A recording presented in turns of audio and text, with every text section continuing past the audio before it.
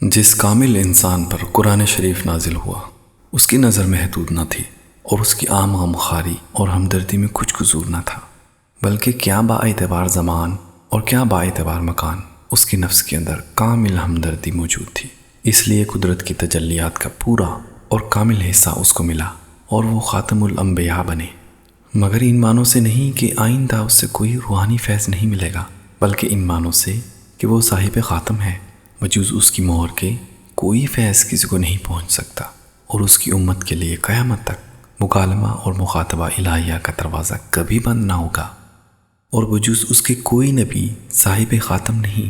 ایک وہی ہے جس کی مہر سے ایسی نبوت بھی مل سکتی ہے جس کے لیے امتی ہونا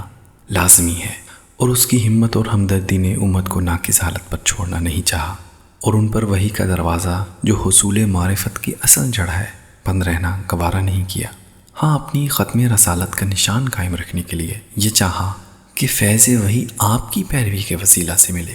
اور جو شخص امتی نہ ہو اس پر وحی الہی کا دروازہ بند ہو۔ سو خدا نے ان معنوں سے آپ کو خاتم الانبیاء ٹھہرایا